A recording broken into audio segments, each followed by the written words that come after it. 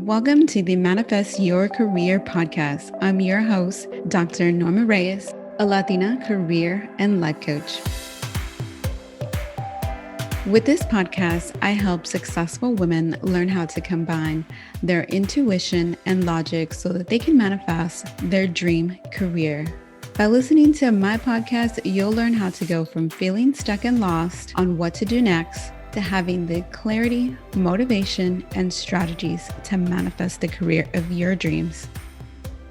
Each episode, I'll teach you the skills, strategies, and mindset you need, girl, to get in alignment with your career goals. Now let's go ahead and get started.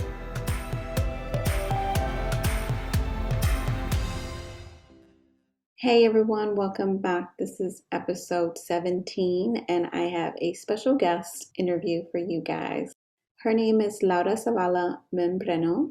She's a licensed professional counselor in Houston, Texas.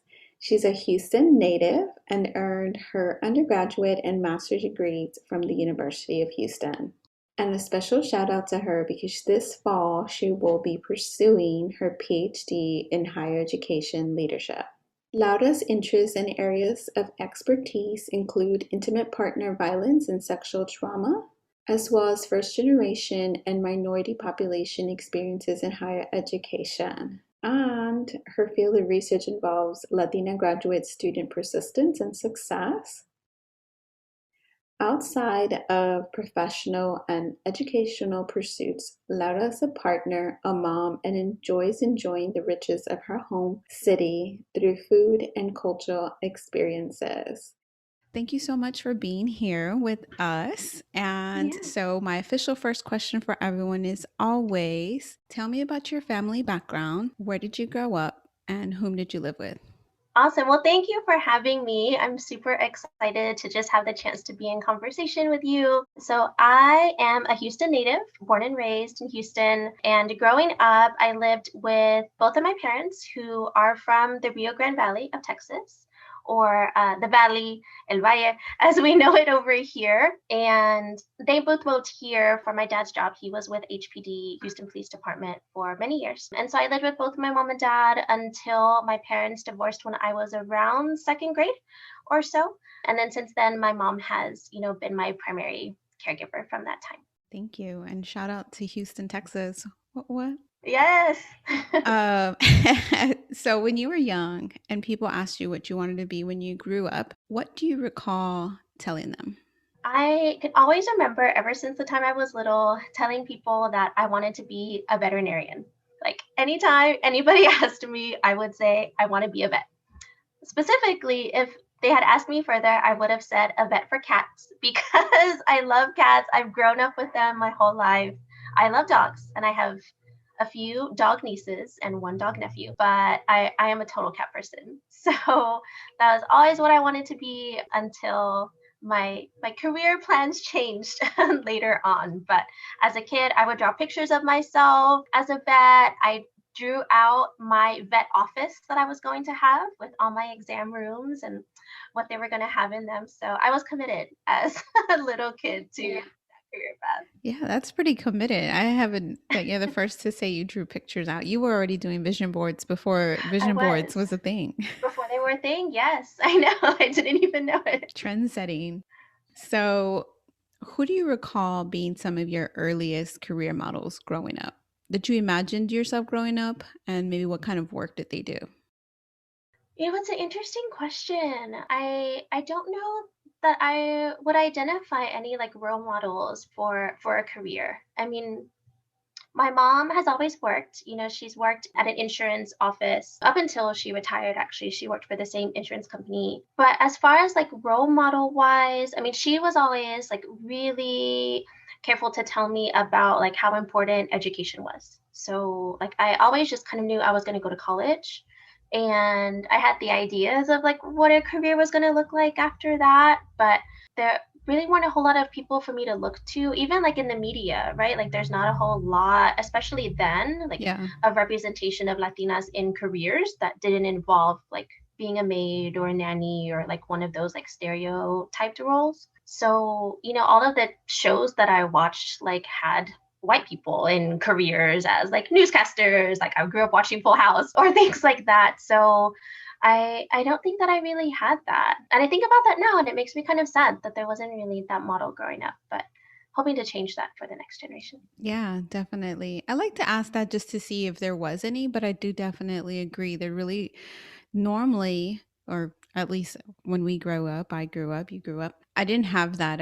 There was nobody that I saw within my circle, within my community. Yeah. It was always a little bit further out, a little bit out of reach, right? Yeah. And for some people, they may not even see that. And so that affects us all Yeah. and what we believe we can do. It's important we talk about it now, too.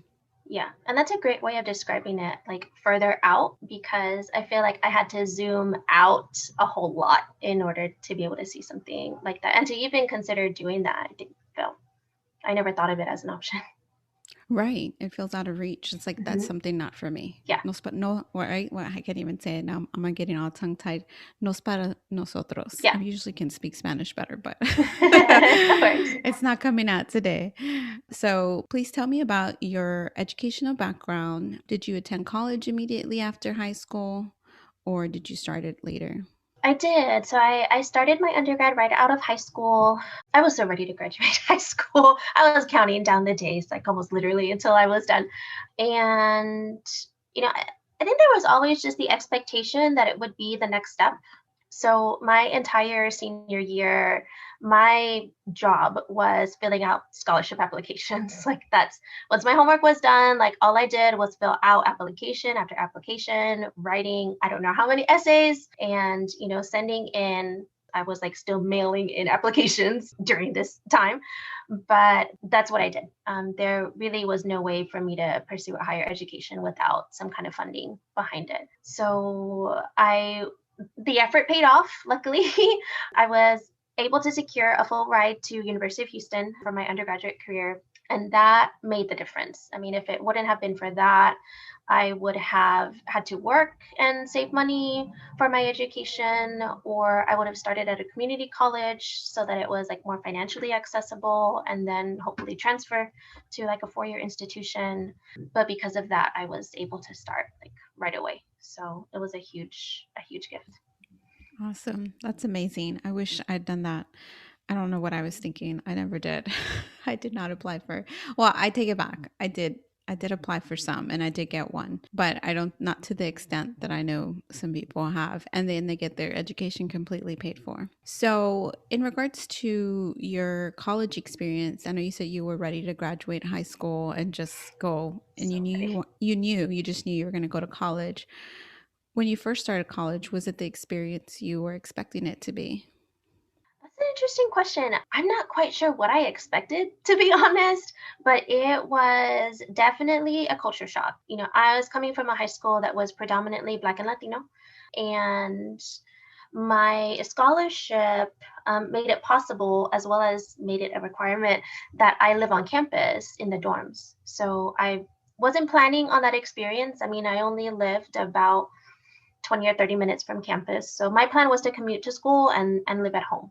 So when I found out that I was going to be living on campus, that was a big adjustment, like moving out of my house, like into a dorm with three other people that I had never met before was a big deal.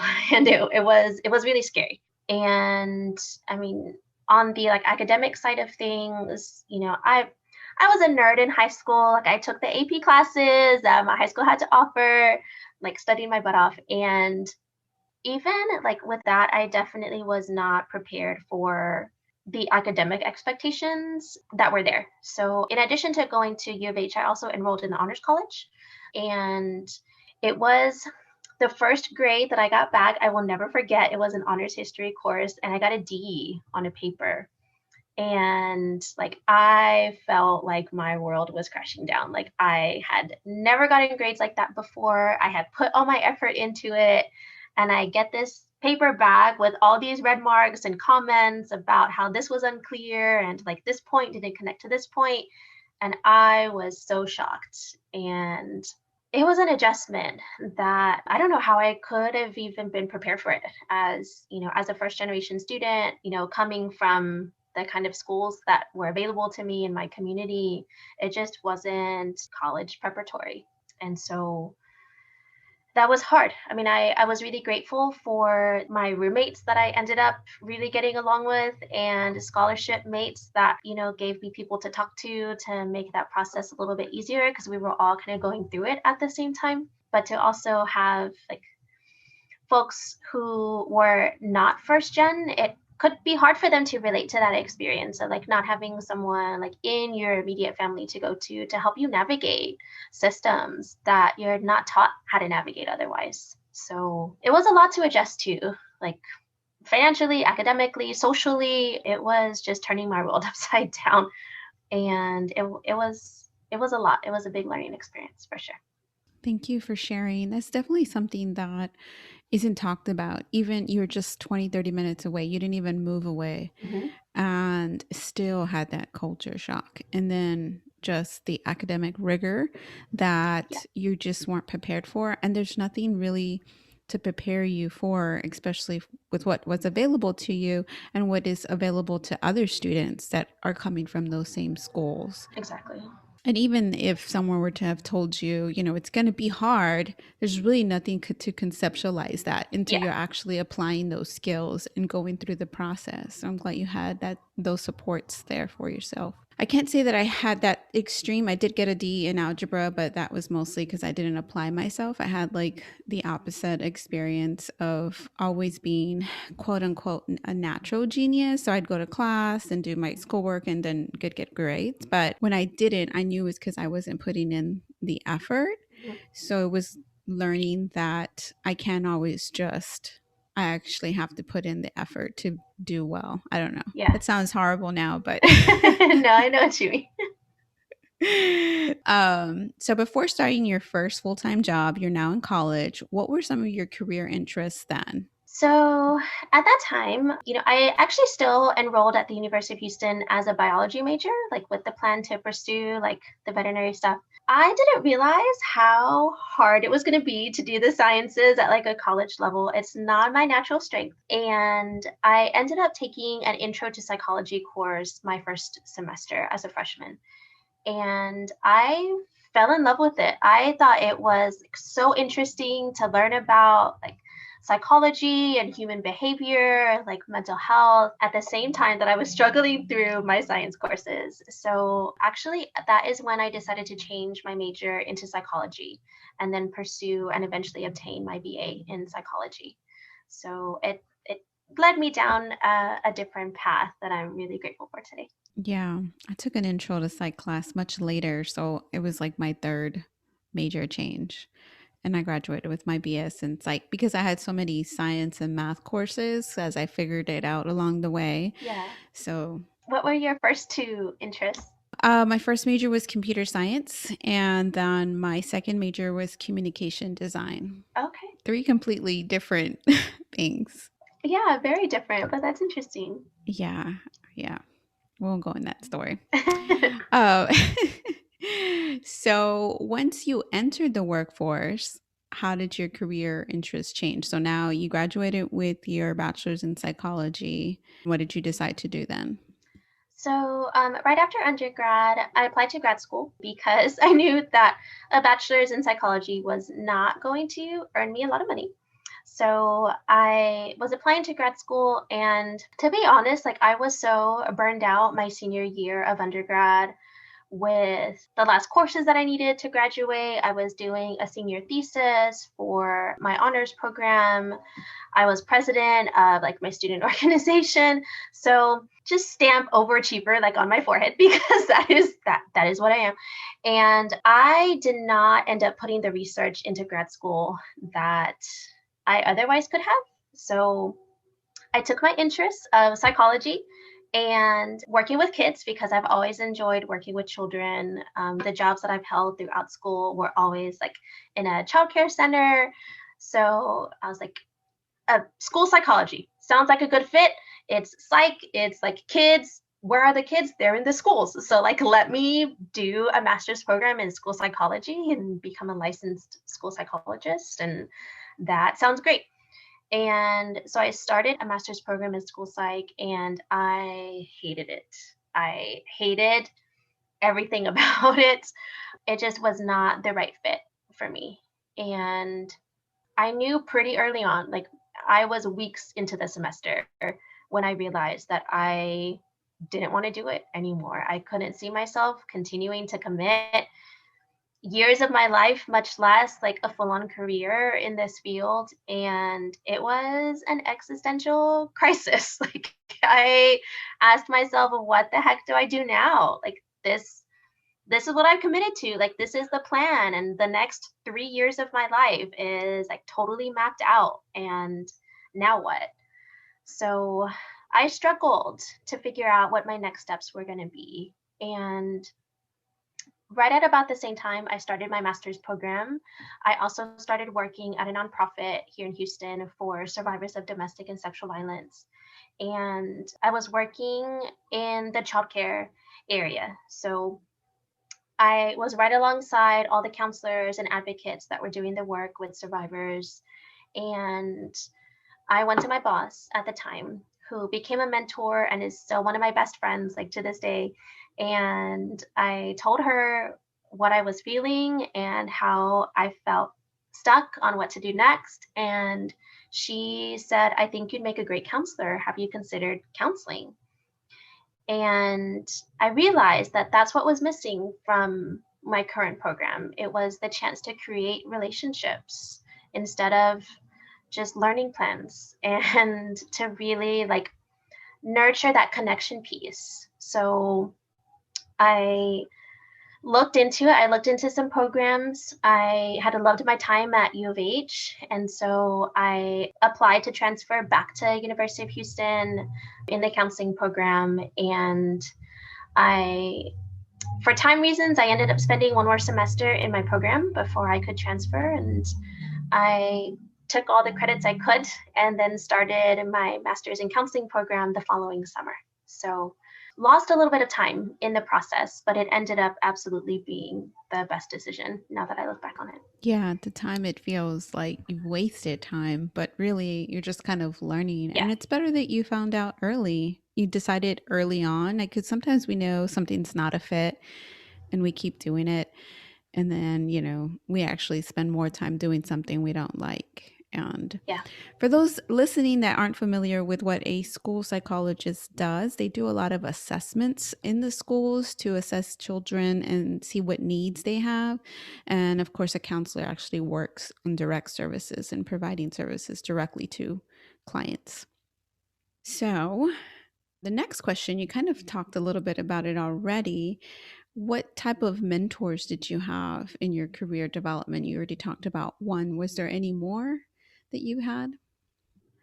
Yeah, I'm really grateful to the team of people that I, worked with at the time and ended up working with for a little bit. I stayed in the same agency for almost 10 years before I moved positions, and now I work at the University of Houston.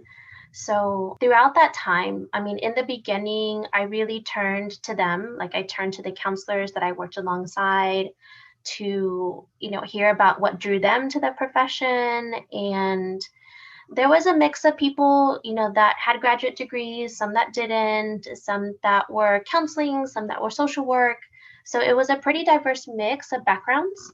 And it gave me a chance to like really learn just the different pathways to get to do the same kind of work. And I think each one of them, like in a different way, really helped me along the path.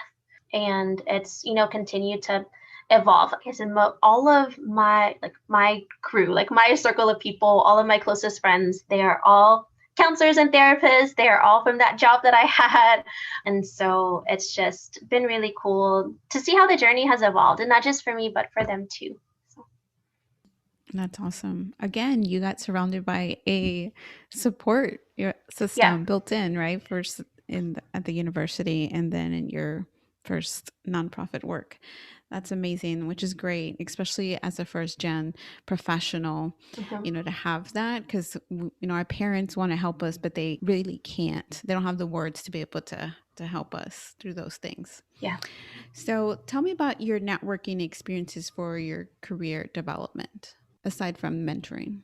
Yeah. So aside from that, I think I started to take more advantage of the networking stuff as my career like progressed. So, being a part of professional organizations, attending conferences, those things are luxuries in a lot of ways. But it's been really helpful for the times that I've been able to take advantage of that and participate in things like that. And, now in the field of higher education, like I'm part of a few different organizations like that are like identity based or affinity based to just create some community around folks that are doing some of the same work like in student affairs and student success. And so that's been one of the most helpful things I think has been to be a part of like professional organizations, like either at a local or like a state or even a national level, to connect with folks who are like in the same kind of field. It's been really nice. Yeah, it always is, because you don't have to explain a bunch. You just Hmm. can go dive in right into it. Exactly. Yeah. Okay. And so, what has been your most influential experiences in your career so far? Ooh, so I think one of the big ones, because from the beginning of when I set out to do like counseling and mental health, I was always focused on children. And the younger, the better. Like, I love the itty bitties. So, my plan initially was like to work with young children, to do play therapy, and go that route. So, the internship that I ended up getting during my master's program was focused on children who had experienced trauma.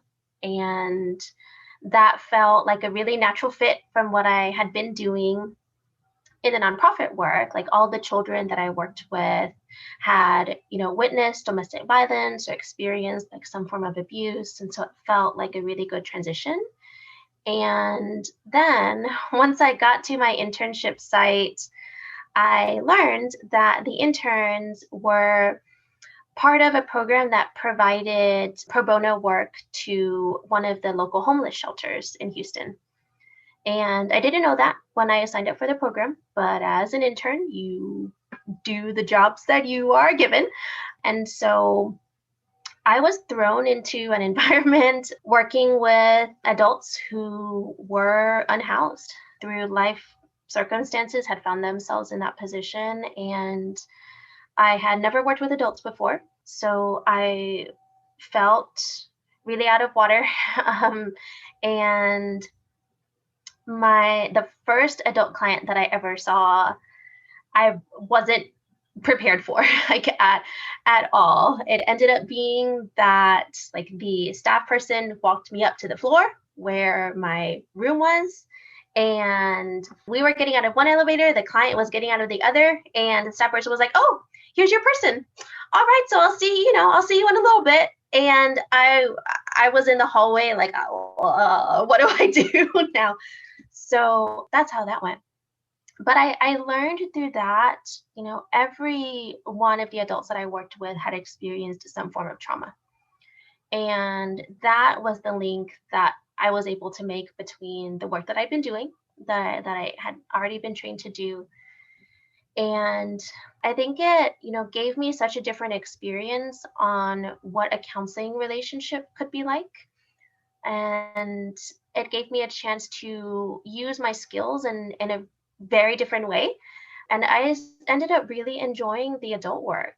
So it turned out that right before I was expected to graduate from my program, there was a position that opened up at my job to work with adults. And I took it. I applied for it based on the experience that I had now gained through my internship. And that experience, even though it's not what I had signed up for, not what I expected, ended up being a really great learning experience. And it changed the focus of my career towards adults. That, and at the same time, during another, moment of my internship, I got to observe play therapy and realized it was not the fit for me. Once I got to see it in action, I was like, this is great, but I can't see myself doing this. So I need another plan. Like, this isn't going to be it for me. So I think those two things together led me on a different path. And now here I am. So, Yeah. Yeah. I had my own I don't want to work with kids experience. And I still like working with like adolescents, but definitely not the little ones.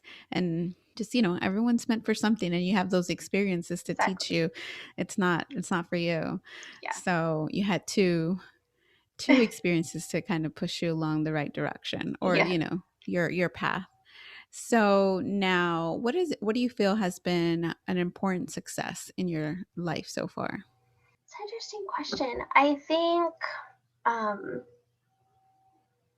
I am really proud of the way that I turned my initial graduate school experience around and managed to still create something out of an event that at the time like felt really devastating for someone who is like a planner and a look ahead kind of person.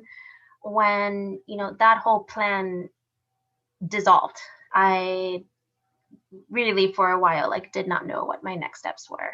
And I'm grateful to the people that I had at the time that could help me make some sense of it and, find a path for myself that ended up being really successful. And, I think I would say another success has been, throughout the course of my career, my 10 years at that nonprofit agency, I worked in different positions, like different populations. I would have various specialties at different times. And one of the things that I'm really, really proud of is my last 2 years, we finally secured some grant funding to be able to offer a licensed therapist position. And I was the first person that got to serve in that role. And so to be able to provide like evidence based therapies, I was able to get trained in a few different trauma specific modalities and being able to provide that to clients in ways that helped them move past their trauma. Like those are like many of those people I still think about like to this day.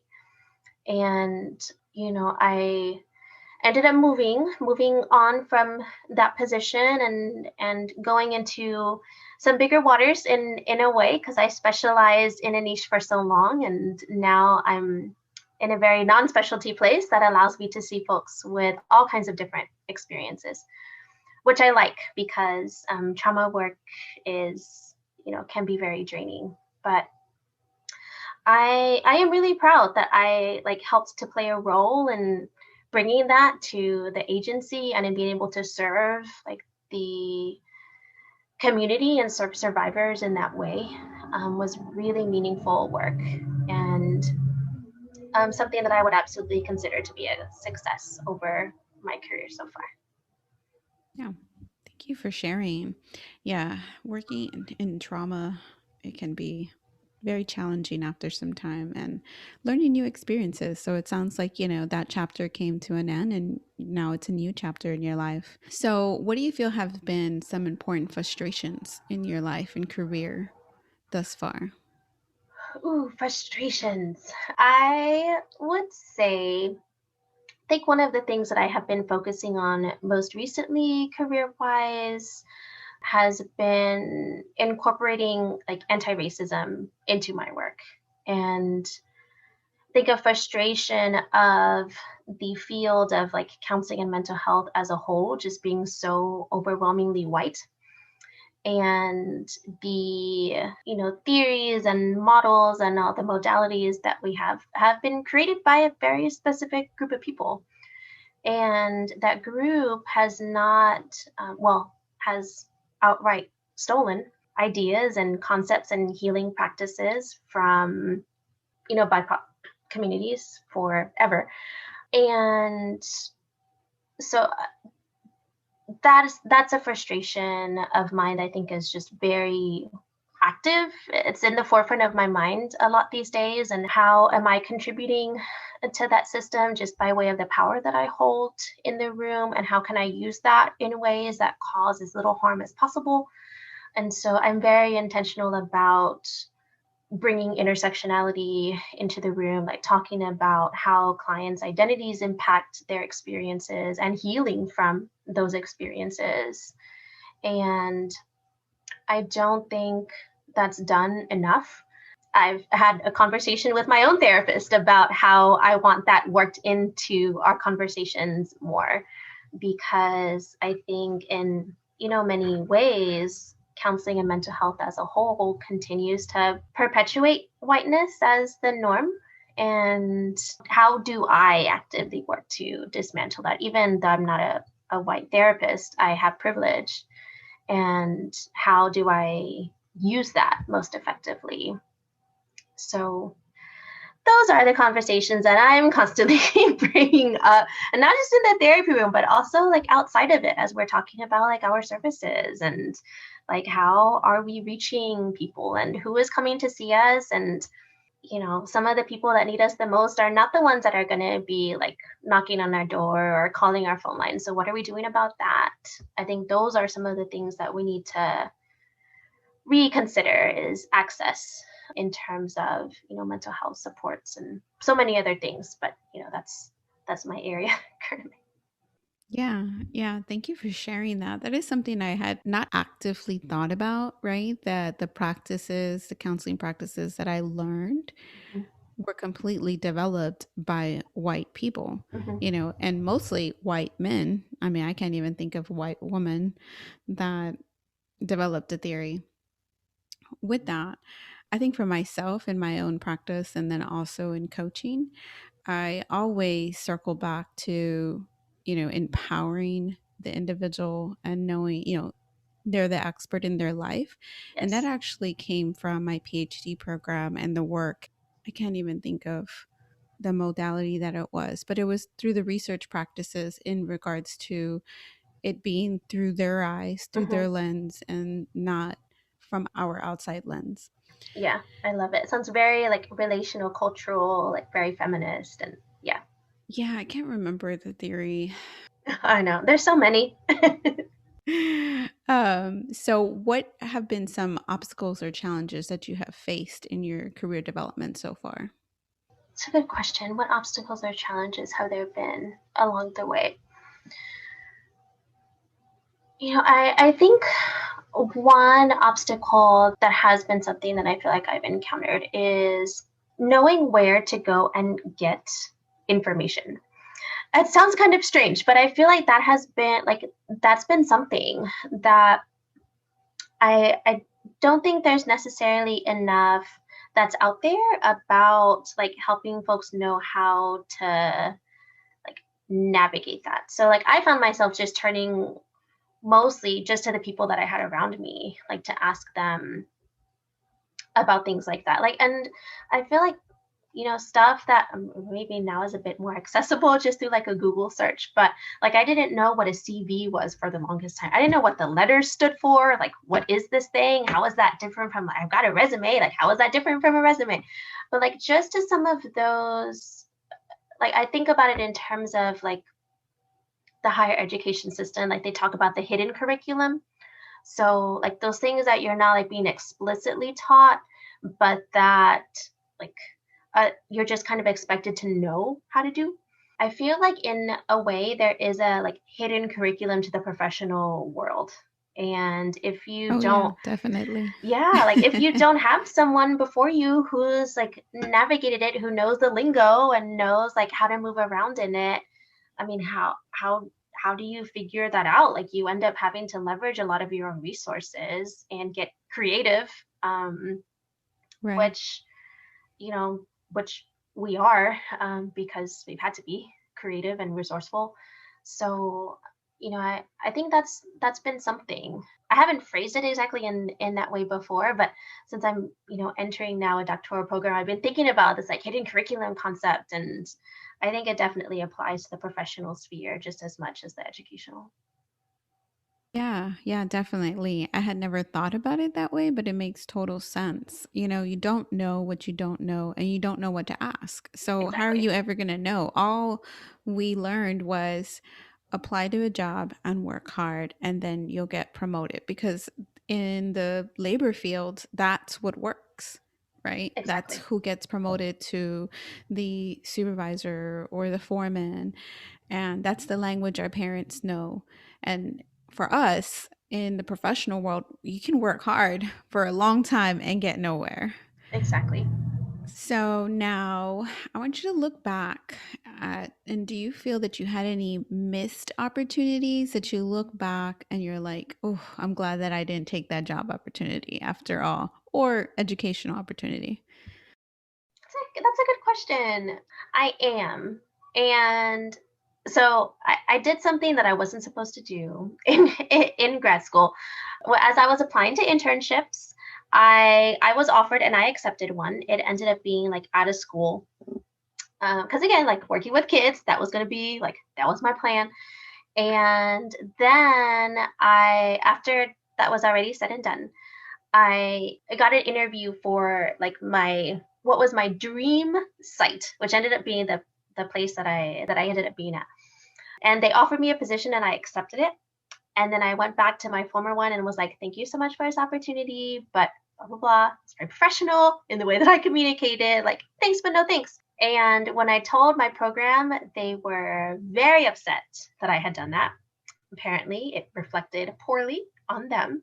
So I got chewed out and my punishment was that I was not allowed to start my internship that semester. I had to wait until the summer of that year.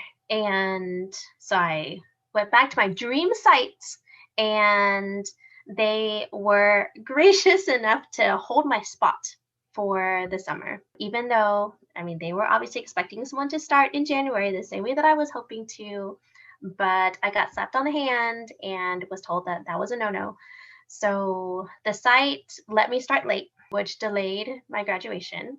And that was a whole other thing that I was very not happy about. But in the end, I'm glad I did it because one, there was no policy saying that I couldn't do that. And if I had ended up being at the school, I think it would have led me down a completely different path. So even though my internship didn't end up being everything I expected it to be, it still opened up this area that I don't think I otherwise would have discovered. And since that incident, there has been a policy instituted. So that is my apology to the future students of that program that now have to agree to that in writing because of what I did that semester. Wow. What you did doesn't Yeah, sound so bad. it But really wasn't that bad. I mean, sometimes people just get hung up on little things instead of they focused on the negative part versus just is part. Things happen, people change their mind, and they should respect that, especially a counseling program. Sometimes, in counseling programs, we don't necessarily always practice what we preach.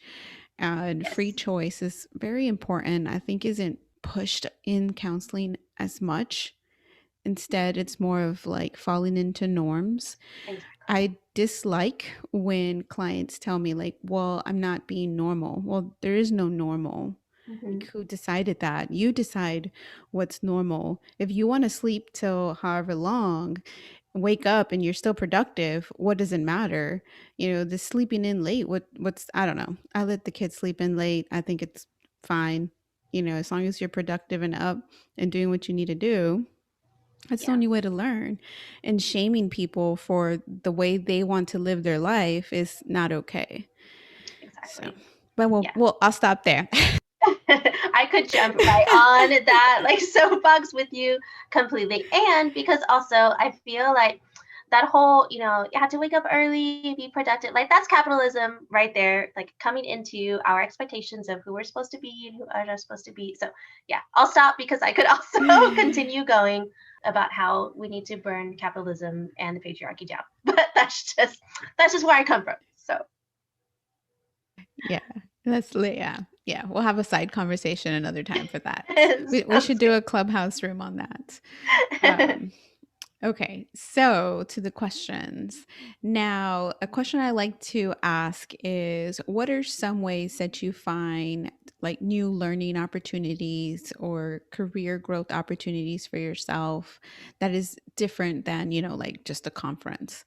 So give people ideas on different ways that they can learn a new skill.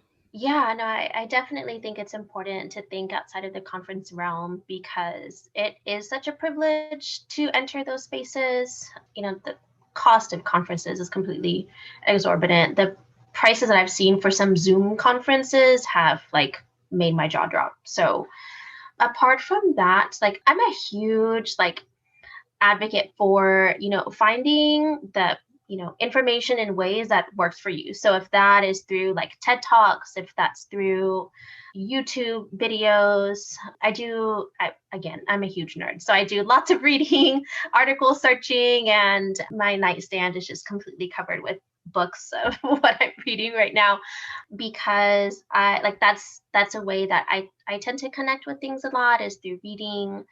And one of the things that I'm fortunate to take advantage of, like through higher education, is like there are a lot of like continuing education opportunities that will be available, workshops or like events to drop into. So on social media, like I'll follow a few different pages on like mental health or social justice. And there's some different authors that I'll follow on there that will also post about like when they're doing talks. And I'll follow some stuff through like local bookstores that will host events. So like those can also be like affordable or sometimes even like free opportunities to just go and learn. And a couple of different times when there have been like talks that have been hosted that are like free, when I haven't been able to attend because they've been through Zoom and have been recorded, I've asked the host of the event if I could have access to the recording, like if I'm not able to attend. And on more than one occasion, they've been generous enough to send me the recording after. So like no CEs, but like that's not what I like. I went there to like hear, one of my idols like talk about liberation in psychology. So those can be some great things to take advantage of too. I think, through our increasingly technological world, that's been an upside that has come out of it is just increasing access to educational content and through different ways to learn. So there's a lot that's out there. It just takes a little bit of digging, but I've found like social media to be a great way to stay informed on what's happening and like when. And like most of the time folks are really happy to see like attendees at their event. So that's been really helpful for me. Yeah, yeah, definitely. And I was thinking that too, like Instagram. I think LinkedIn is pushed a lot, but LinkedIn also is dollar signs. So Yeah. I think looking at Instagram, going in there, and you might find a lot of free workshop, except especially from new entrepreneurs that are sharing Hmm. very much same knowledge that is being shared in these other platforms. So Hmm. Yeah, exactly. okay, so I have two more questions for you. Now, you went from working at the nonprofit and now work for the University of Houston. How was that transition for you? It was scary. It was really scary to make the jump. Truthfully, like at the time that I did decide to leave nonprofit work, I wasn't looking for a job, but I had been feeling very burned out. And an opportunity came up at U of H that at the time I told myself, like, let me just see what could happen. And I'm a big believer, even though sometimes I have to constantly remind myself that if the opportunity is meant to be, then it'll be there. And if it doesn't open, it's not my door. And so when it opened, I thought, okay, let's do it. I mean, this, it's my home institution. I love the university and the chance to go back in a role that would allow me to serve students and give something back in the way that I feel like I got so much from that experience and from my time there. It just felt like a good next step. So, with lots of butterflies in my stomach, I made that leap. And I was really intimidated to make the transition. I was really comfortable at my last job. Like I said, I was there almost 10 years. I was just shy of my 10-year anniversary. And I'd done my entire graduate education there, my hours for licensure, everything happened there. Like all of my early growth happened there.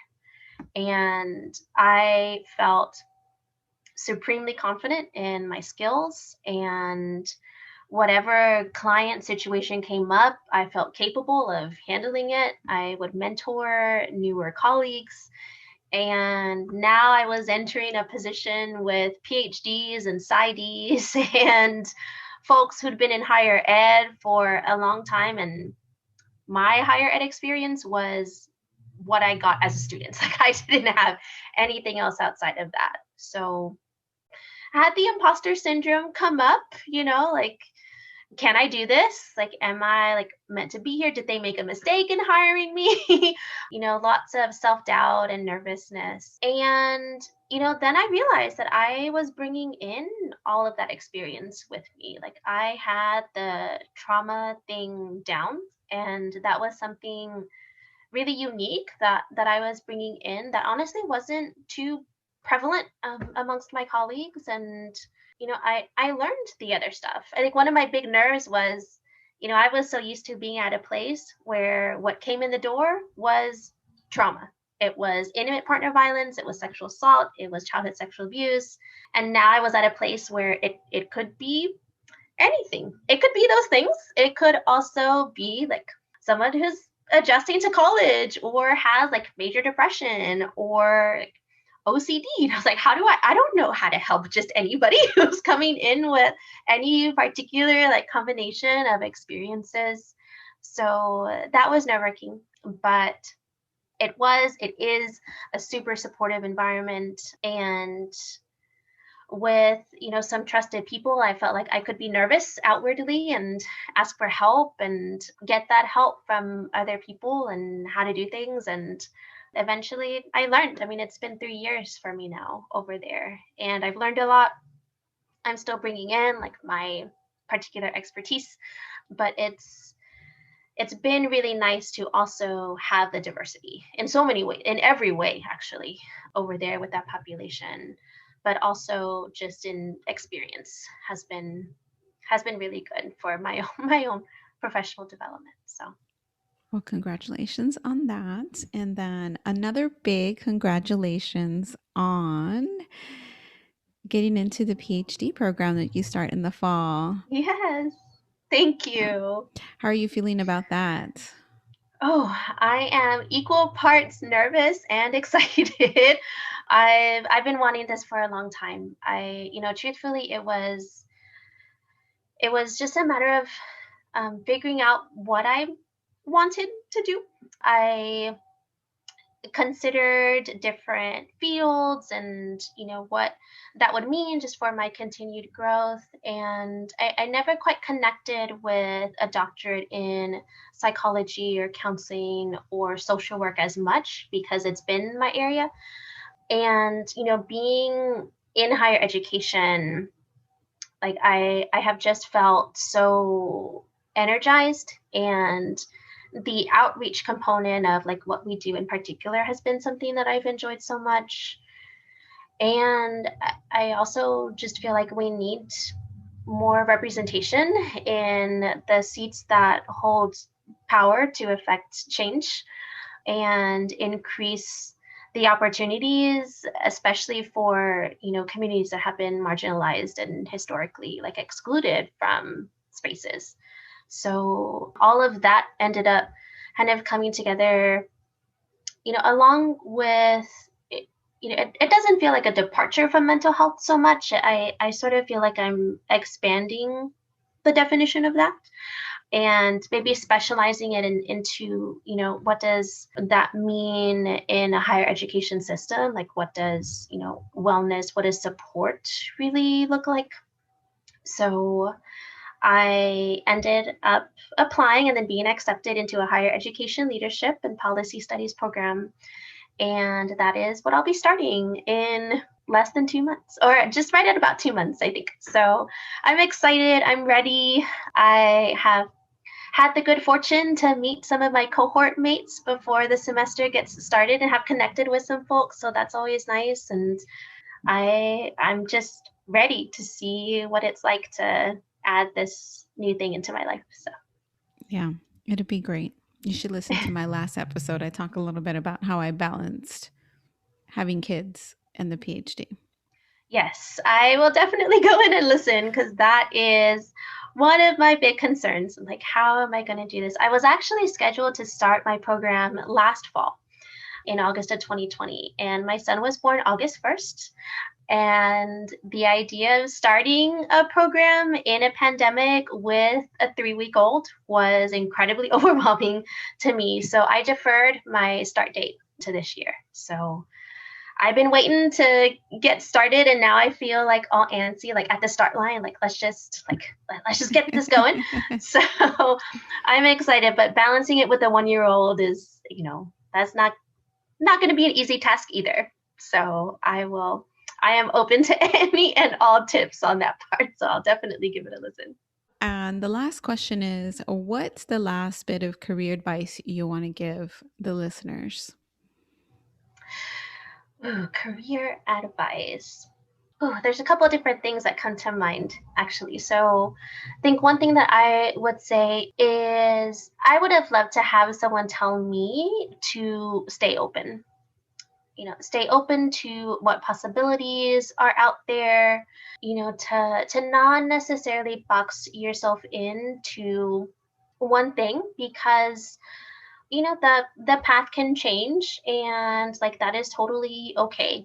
I think you asked for one piece, but I would also say another one would be that I feel like it is just as important to know what you don't want to do as it is to figure out what you do want, because it wasn't until for me that I got that direct experience. Like I had the idea of what something was until like I did it, and I was like, oh no, this isn't it. Those are some of the big things. I think the other thing that's coming up for me is just this kind of, the feeling that I get whenever I get to like sit down in conversation with like another Latina, another scholar, another mother is, I think that what we're doing is just so incredibly transformative, and simply existing in the spaces we occupy, professionally, is an act of resistance. And I, just hope that everyone who is listening to this, like, finds and continuously creates their own path, whatever that means for them, because it's all important work. There's not one type of work that is more valued or more special than another to me. And so I just hope that everyone finds what fulfills them at the end of the day. So, yeah. Thank you so much. And it was all great. And that's why I wanted to do the podcast, because we get asked that question, what do you want to be? And when you change your mind, it's like, well, didn't you want to do this? What happened to that? And it goes into this whole other dialogue. And it's like that builds that you can't change your mind, and you only can have one idea of what you want to do, and you need to stick with it, or you're a quitter, Yeah. or you're this or you're that, or then you're just shamed. So thank you so much for your time. I really appreciate it. And I'm sure the listeners loved and enjoyed everything. And your last advice was awesome. I love it. It Thank was you. great. Thank you. Thank you. No, this was so awesome. I'm so glad that we could, just have this space to connect. So I appreciate being a part of the conversation. Thanks so much. Thank you for listening to the Manifest Your Career podcast with me, your host, Dr. Norma Reyes, a Latina career and life coach.